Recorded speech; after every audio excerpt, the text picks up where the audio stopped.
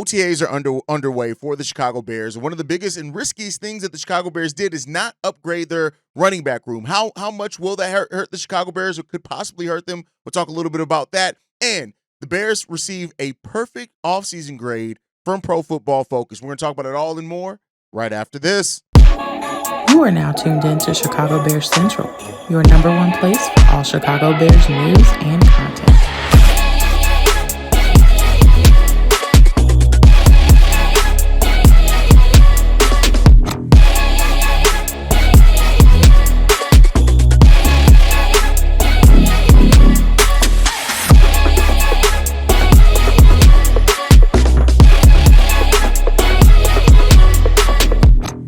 What's going on, Bears fans? Welcome to another episode of Chicago Bears Central, your number one spot for everything Chicago Bears related. I'm the host there, Hayes, but more importantly, you guys can follow the channel at Chi Bears Central on every social media platform we happen to be on. With that said, let's go ahead and get into this content for today, y'all. And OTAs are underway for the Chicago Bears, and this is really exciting time because we're getting closer and closer to actual football. I cannot wait. I can't wait to talk about football. Can't wait to have the live stream with the guys, the post-game shows, all those type of things. But, you know, with OTAs being underway, it's a time where you can review and kind of look at your roster, and that's what the coaching staff is doing, right? That is how they're going to be using OTAs and training camp to kind of really look at what they have here and decide on, do they need to still add something with some of the veterans that are left as options out there, right? And one of the positions that has the biggest questions around it for the Bears is the running back room, right? Depending on who you talk to, there's a different level of confidence from Bears fans, from different segments of Bears fans, over how good the running back room could possibly be, right? Some people talk about the running back room as if it's terrible. Some people look at the running back room and say, with the upgrades of the offensive line, that this running back room is going to be all right. Like, I sit somewhere in the middle, right? I try to have a fair evaluation of things, and I look at DeAndre Swift. I've said it multiple times before, the over 1,300 yards from scrimmage behind a bad offensive line and bad offensive play calling. And I look at it and I say, like, with the 12 personnel group, the improvements on the offensive line, and hopefully just better overall play calling and game planning, because last season we really didn't set up anything with our game planning on the offensive side, or with our play calling on the offensive side. You were just out there doing shit. And while the Bears did try, right, we heard that the Bears desperately try to move up in that second round. They made calls to the New England Patriots, try to move up and get guys in that. Unfortunately, they weren't able to do it. So now it leaves Ben Johnson and this coaching staff and Eric Bieniemy to work with this running back group. And the thing that I look at and that I've always said, and that where I'm at with this team overall right now, is I'm perfectly fine trusting this coaching staff. That just is what it is, right? I think that the game plan that we're going to have, the improvement of the offensive line, but more importantly, the coaching staff. I trust the evaluation that this coaching staff is going to do. And even hearing the intensity from Eric Bieniemy already that we saw in just a rookie minicamp, I think those things are going to continue when it comes down to it, right? Like, we've seen that Ben Johnson likes to have the 1-2 punch. Jahmyr Gibbs, David Montgomery, we see that, right? We've beefed up the interior offensive line. Those type of things are going to make Ozzie Trapillo's probably going to be the starting left tackle there. But, I think overall that this running back room is going to have an opportunity, with improvements to really show. And don't overlook Kyle Manangai. I know he was not the flashy name in the draft. I know he wasn't the sexy name in the draft. But when you look at it, the Bears are prepared to take a roll of the dice with Swift, Roschon Johnson, Kyle Manangai, Travis Homer, and Ian Willard to see what those guys are going to bring. And I think overall, listen, I would have loved to see the Bears go out and get Travion Henderson. I would have loved to see the Bears go out and get Quashon Judkins. I would have loved to see those things, because those were guys I was extremely high on in this draft, but it didn't happen, right? Unfortunately, it didn't happen. But coming into this year, I do think that our running back room, the way that I look at it is that I don't see any reason why the Bears aren't going to have a perfectly adequate running back room, and maybe even a little bit at average. I think with what we have and everything else, we'll see, right? And so DeAndre Swift has the capability of having a really good year for this team. I get it that people talk about him and they talk about the yards per carry, that the people that say he doesn't break tackles, things like that. But I think that as a dual threat running back, you have a guy out there that can operate in this system. But it is a risk. And going into last year, where I was saying things like, the last thing that I want is this offensive line to be what holds this team back. And there were Bears fans like, Hayes, you're tripping. Look at the way we performed in the preseason. This offensive line is going to be decent. It wasn't. And so while I think this year that the running back room is going to be decent, I'm not going to act like your guys' concerns over what the Bears have in running back can't end up being a huge concern. And it's up to the coaching staff to do it. At this point, it kind of is what it is. Yeah, you could bring in Nick Chubb. Yeah, you could bring in J.K. Dobbins. You could bring in some of those guys if you look at this. If you look at this running back room and you're not necessarily as confident about it, you can definitely do that. But I think overall, like, I'm just going to trust this coaching staff. And that's where I stand right now, is that I'm concerned. I do think it was a risk not upgrading your running back room. Excuse me. I do think it was a bit of a risk not upgrading your running back room in a more meaningful way. But I also have seen, and now, and listen, I could very well, and I'll hold myself accountable to this.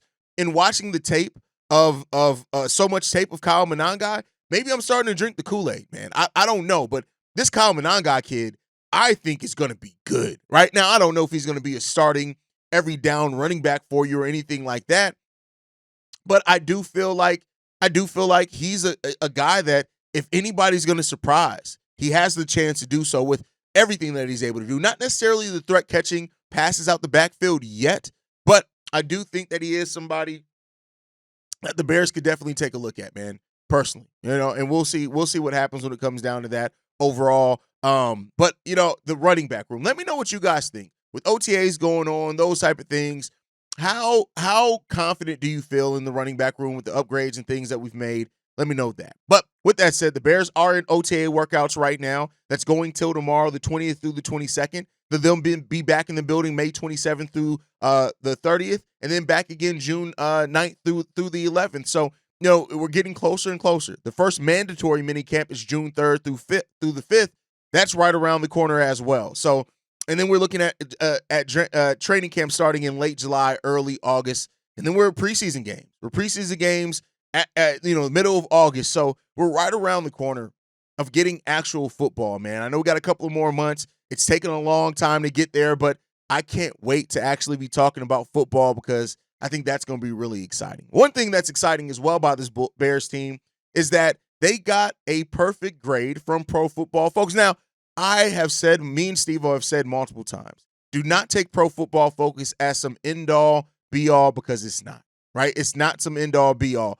But I do think that it is some just kind of, if you want to take it with a grain, it just kind of shows what and how people are viewing it and what the opportunities that the Bears have here. Pro Football Focus, in regards to it, a big outlet when it came down to it, gave the Bears an A+ grade for their offseason. And I think, they labeled it as an ideal offseason for the Chicago Bears. And in fairness, I think, listen, things didn't go the way in the draft that, the predictions and the draft boards and things went. And that's just a thing, right? But when you read what they said here, it says this. It was an ideal offseason for the Bears. They made huge splashes in their coaching staff, not just with Ben Johnson as head coach, but also Dennis Allen as defensive coordinator. They traded for Joe Thuney, Jonah Jackson, and Drew Dalman to solidify their starting offensive line. They allowed that allowed them to take the best player available approach in the draft, which yielded Colston Loveland, Luther Burden, and Ozzie Trapillo, among others. Chicago didn't really address the running back this offseason, but if the team was to put a lower priority on any position, that was the one. I mean, and listen, I feel it. I listen, say what you will about it. I know that everybody's not going to agree the same way, and I've said it before. The Bears have earned every bit of pessimism that anybody has about this team, period, right? But I think when you look at bringing in a coaching staff, this has been the first time in a while, well, maybe ever in my lifetime, to be 100% honest with you, where the Bears operated like a big market franchises that cares more about winning than anything else. You went out and made Ben Johnson the highest paid, one of the highest paid coaches in the league as a first-year head coach. You spent on your coaching staff to bring in Dennis Allen. You got a young mind in Declan Doyle who you made him your offensive coordinator, so it's going to be very hard for a team to offer him a upgrade in a position other than head coach. You brought in Eric Bieniemy as our running back coach, right? Like, this is a guy who is, regardless, he's an asshole and a dickhead, and that's fine. I'm fine with my coaches being that. And you brought him in as a running back coach, right? So, it says a lot, I think, about how this Bears team operated. You spent money, you spent draft capital to go out there and get veterans at your biggest position of need, the center and both guard positions, right? And so the Bears have done some things that, I'm not saying that every fan should be coming into the season ho hum. Oh, we're gonna win 10 games, 11 games. We're gonna compete in the NFC North. No, there's still more than enough legitimate reason for concern around this team. But I think even in getting Jonah Jackson and Joe Tooney both to extensions, right, to align those guys all around the same amount of time, that puts pressure on, I think, Ryan Poles to make sure, hey, you got a couple of years, evaluate, do those type of things, but you better be gearing up, because the last thing you want to do is set up an above-average offensive line, and then as those guys get older and retire, we're left holding our dicks, and we ain't got shit left but dicks in the dirt, right? And that's a wild analogy to make in what I'm trying to say, but nonetheless, I think it makes sense, right? So, I think that the Bears they've made smart moves. Now, the thing is that how is it going to pay off? And the Bears have also put themselves in a position as well going into next season that not everybody's going to get contract extensions. And so that puts pressure on the players to really show. Jaquan Brisker in the final year of his deal. We'll see. He hasn't been a healthy player, right? Kyler Gordon got an extension. Jaquan Brisker is definitely a good one, right? Make no mistake about it. He is a starter in the NFL, but he hasn't been able to stay healthy. So the Bears have put themselves in a nice mix of extending veterans, but they've still put pressure on the younger players to show, hey, you got to show up and prove. You got to show up and show out if you want to stay and keep your position, because, hey, we're going to start getting to the place soon, and sooner rather than later, that not everybody's getting an extension. You're going to have to start making some tough decisions on some players that you're going to have to let go to move on, to bring in a younger crop of players. And so you're still going to have to evaluate talent and draft really well over the next couple of years. And that's what this team puts themselves in, man. That's what good franchises have to do, though, right? That's what good franchises have to do. When you have players that you want to keep and you're winning, there are times where you got to let some players go, even though they're good. Like, for example, Drew Dahlman, right? We got him because the team wasn't really in a place to be able to keep him.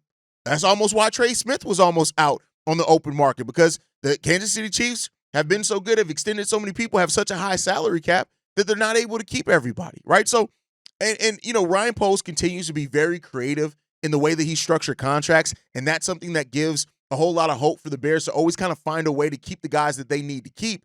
But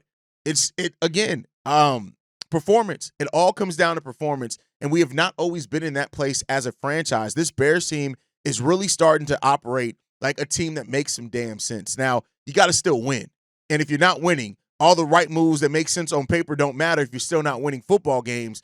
But I think that the Bears have cleared the deck to where, for once, we may be able to just focus on winning football games. There's still always going to be narrative.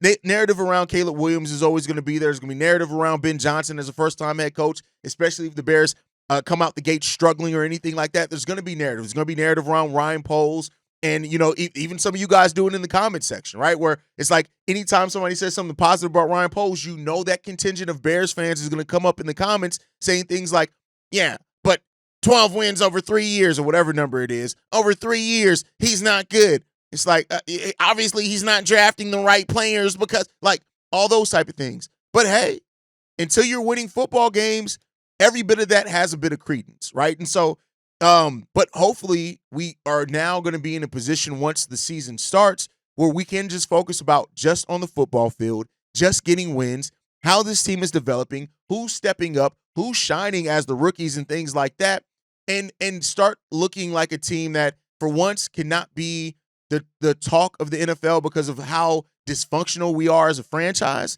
And hopefully we're start being talked about because of, hey, we just beat your team, right? We just beat some of the expectations around us. Those type of things is what I love to talk about. We're going into year 4 of this podcast, year 4 of this show. And we've talked about, 13 wins over the course of those years, something like that. Like, it's been a struggle. Make no mistake about it. It's been rough for us. It's been rough for everyone. And I think overall, like, we just got to get to the place where I want to be able to talk about a team that's winning. I want to be able to talk about a team and engage with a fan base, because every Bears fan wants the same thing. And I've said this before, regardless of what side you're on with any argument between Ryan Poles, Justin, Caleb, whatever it is, everybody wants the same thing. They want this team to win. And so when I say things like, winning cures all. Or I say things like, hey, if we win, I'm going to shut the hell up about some things that I have some concerns about or whatever else it is. It's because that's what winning does. Like when you're a team that's winning at a high level, you can focus on that. And yeah, some of the little bit of arguments and things could start off stupidly, but overall, we shall see. And I think that's the thing that we have to look at. But let me know what you guys think on that. Like as far as the running back situation, how confident are you in the running back room, which I know I already asked. As far as the coaching staff and the expectations around the team, Pro Football Focus giving the Bears basically a perfect grade for their offseason. Let me know what you guys think on that too. But we got one more topic that I want to get into before we go. And while the Bears and trading for Trey Hendrickson has been the talk of the town, shout out to my boy Pat the designer who had a video on the fact of how Joe Tooney's contract is kind of structured, what that could mean for a possible pursuit of Trey Hendrickson. And that's all great. I want to be clear. That's all fine and dandy. And if the Bears were to get Trey Hendrickson, great. I'm never going to be mad at my team for going out and finally freaking acting like a goddamn monster, right? But I do think that there is potentially another player that's out there available to come in here and play edge for the Chicago Bears. And a name that could be worth looking at is DJ Wonnum. I think that yes, he's played in the division in with the Minnesota Vikings. He was last season in Carolina. His season was cut short due to injuries. Make no mistake about it. But the Carolina Panthers acquired 3 new edge rushers this offseason between free agency and the draft. Right, Nick Scorton, Princely. I always mispronounce his name. I always completely f that up. But they already released Jadeveon Clowney, and I think DJ Wonnum as a player at 27 years old is another player that could be looked at to take. And now, he's listed as linebacker if you guys go on ESPN, but he's played the edge. And I think this is a guy that could come in here and maybe help the Chicago Bears a little bit at a position, either playing linebacker or lining up at edge sometimes for the Chicago Bears. We have the space to get it done. That's not a question about that. We would probably need to clear one player, which would probably be, clearing out, a player or so just to get that money down. But overall, I think that Wonnum is a guy that definitely can come in here and could get it done. He had a solid season last year. He had 4 sacks in 8 games, right, where he had quad surgeries and things like that. But because of Scorton, Princely, and Patrick Jones being added to that Carolina Panthers team, I do think that Wonnum is a player that, again, he's not Trey Hendrickson. In no way am I saying that he's a Trey Hendrickson, right? But I do think that he proved, like when he was in Minnesota, that he can be an 8 sack a year per year guy. And I think that's something that if you can add to this team, it can help tremendously. And again, this is kind of more of a move after you get through training camp and you start looking at, all right, how do we feel about the depth, right? And I think a big part of that is how do they feel about the steps that Austin Booker and Grady have made, right, in their off seasons, or I said Grady, and Daniel Hardy have made in their off seasons, right? What steps have those guys made? But I think if there's a little bit of lack of confidence, this is the level of move that we've kind of seen the Chicago Bears get before. I think that Wonnum can be gotten for not even a day 1 or 2 pick, probably, especially with the changes that they've made here. So bringing in a 6'5", 258-pound guy that's forced fumbles, things like that. This guy is he's a solid option here to add some veteran depth to your team, and a guy that has proven when he's fully healthy, there's questions around that he can bring in and add in some depth. And I think that's a guy that the Bears could take a look at and sniff around to see if there's a possibility of bringing him in here. And again, I think the Bears are not likely to make the big swing. I do think kind of more, just more solid moves are probably looked at when you're there as far as depth pieces and things like that, right? So maybe also look at the fact that there's a chance that he could get cut as well. Like, they could save $7 million in cap space by cutting him, could the Carolina Panthers. And if that happens, I think the Bears should be one of the first teams calling to see if they can get him in here and if he'd be willing to come to the Chicago Bears, because I do think he can help this team out, right? So overall, training camp, OTAs, those are going to be really important things for the evaluation of this team. And I think we're going to see how confident this coaching staff is in some of the positions that's looked at as weakness, right? The strong side linebacker, the defensive end, the running back. These are positions that I think going through OTAs, going through training camp, and if a move's made coming out of those things, that's what's going to tell us how confident this coaching staff is in the talent that they have there. And I don't think that's a bad move to make. I don't think that's a bad place to be in at all if you're the Chicago Bears. But let me know what you guys think on that down below. How confident are you in the edge rotation right now for the Bears? Do you still feel pretty confident in it, or do you think the Bears are going to need to add some depth? Or do you think they need to make a big swing? Not just that you want them to make one. Do you think they will need to make that big swing to bring in an edge? Let me know what you guys think on all that down below. Make sure you're following us at Chi Bear Central. You can send us any feedback, questions, comments, concerns, chicagobearcentral@gmail.com. Lastly, if you want to leave a text message and our voicemail for the mailbag, the number to do so, 773-242-9336. We are the number one spot for everything Chicago Bears related, but that's thanks to you, lovely and beautiful people. And like I like to end every episode on, Chi-Town up, but bear down. Love you guys. Peace, y'all. This has been a presentation of the Break Media.